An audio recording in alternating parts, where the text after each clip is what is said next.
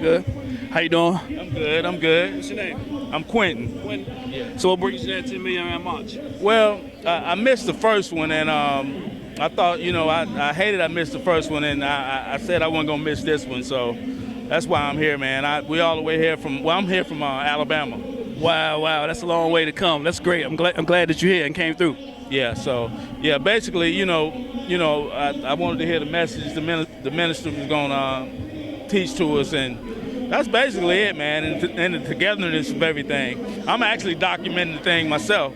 I'm usually behind the camera, so yeah. Me too. I'm doing both. But do you think this is going to change, help change some things for us as a people?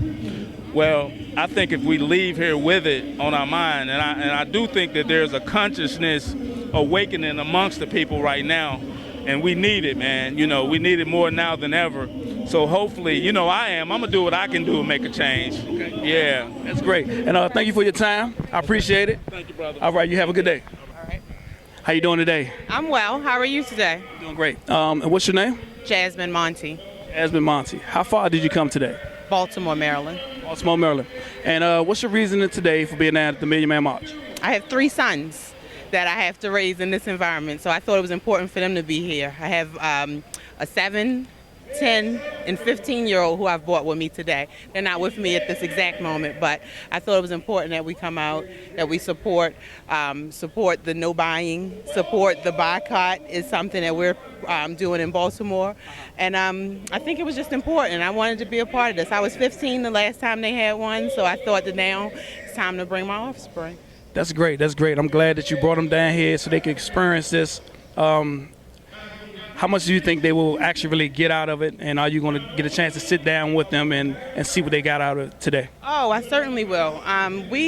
Still go by the village mentality. So I have a group of friends that came down with me today, and it'll be a discussion that we'll have tomorrow. Each of the children know that there'll be questions. My 10-year-old actually is very, very engaged in current events. He knows all about Tamar Rice, Sandra Bland.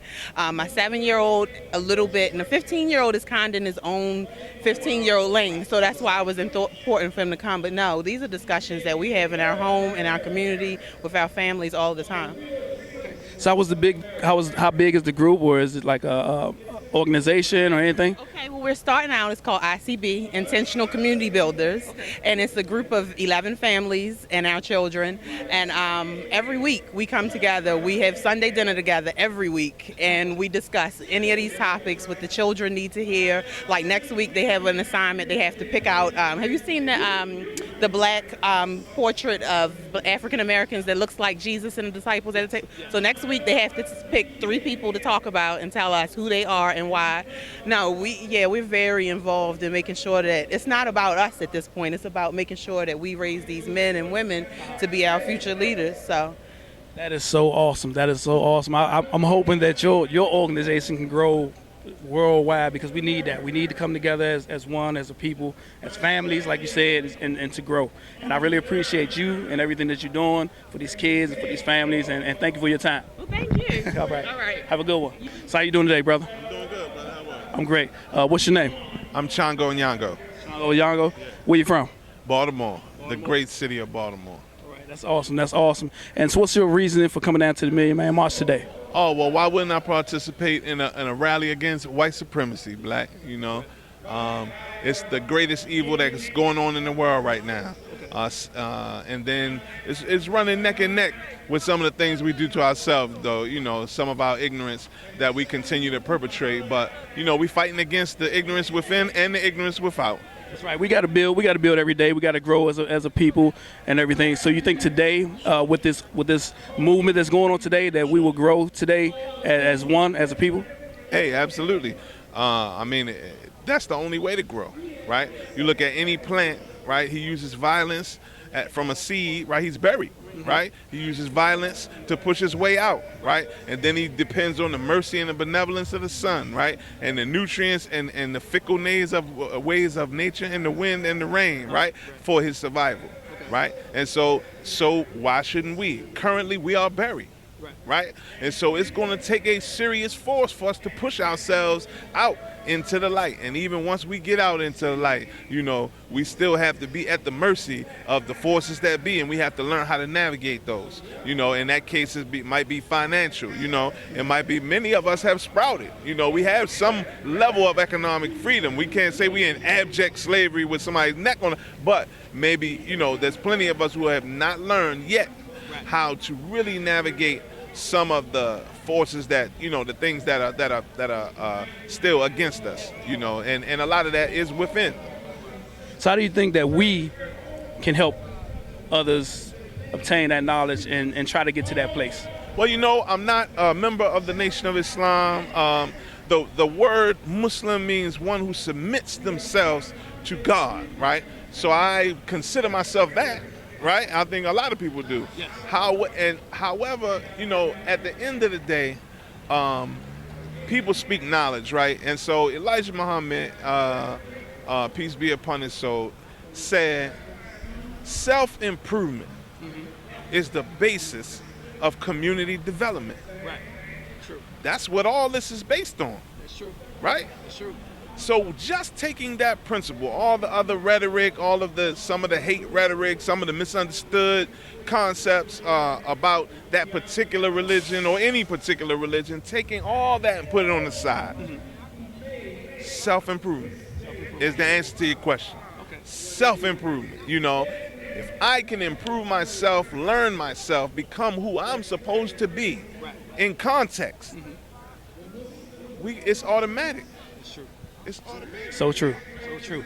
Thank you for your time. Yes, sir, big brother. And I will Good be to see working you. every day to keep self and improving myself that's every it. day like I try to every day. Sir, brother. So how you doing today, my brother? I'm doing well. How about yourself? I'm doing great. What's your name? My name is Anthony. Anthony. How far did you come today for this Million Man March? Well, I'm in the D.C. area. I live out by Dulles Airport, so I just came in to take a look and see what was going on, and hopefully get some inspiration and do what I'm supposed to be doing to further the cause. Okay. So what do you think about it so far? Well, I haven't really been down here a lot. I just kind of got down here. What I like is the fact that there are black people on the mall of all shapes, sizes, colors, of all faiths, of all probably nationalities and all, that are able to convene and commune together peacefully, listen to the speakers, and basically just be visible. I think that's one thing that we don't do a lot of, is we're not very visible, so. That's good. I'm seeing a lot of young youth down here today, which is great. Do you think they will be able to take in as much as they can today in this movement and grow to be better men or women today? Well, I would hope so. I think that's been the biggest problem, to think that this is the second one in 20 years is kind of disheartening, in the sense that we haven't really understood our own power to be able to create and to change things.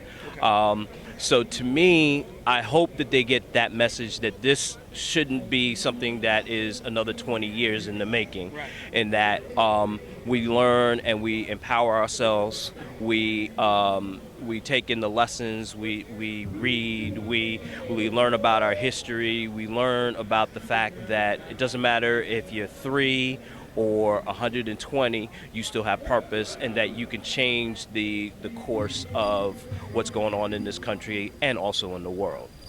And one more question, because I don't want to hold you up, I don't want to take you away from everything. Do you think it's gotten better or worse in the last 20 years since the last Million Man March? Well, I think there's not a duality. I think there's some things that we've progressed on, but then I also think we've also taken a lot of steps back.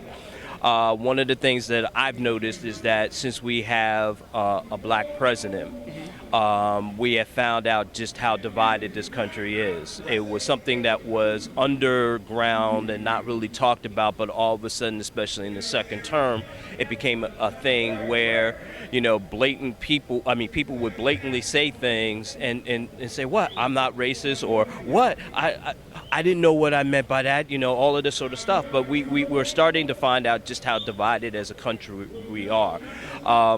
So I think to me, well, one of the stats that I know of is that literally 75% of the American population has never had a direct interaction with a black person.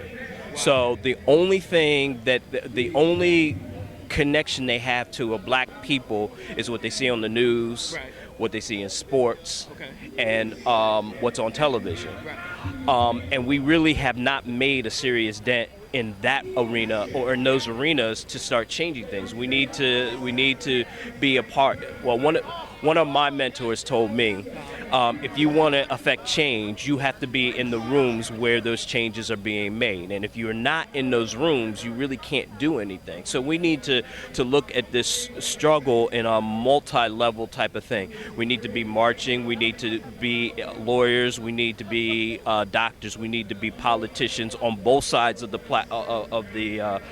aisle. Right. Not Ben Carson. But I get that clear.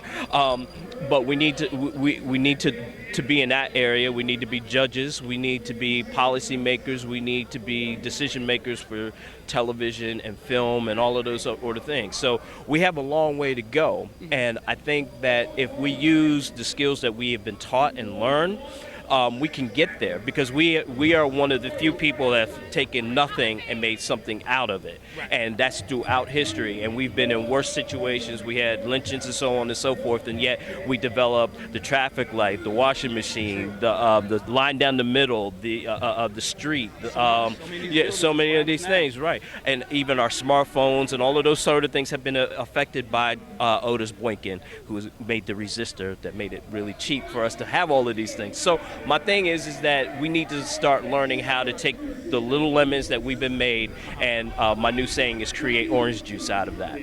Thank you. Thank you very much. No problem. Thank you for the news saying. No and problem. you enjoy your time here. You do the same. And Where are I you from? appreciate it. I'm from Washington, D.C. Oh, okay. Washington.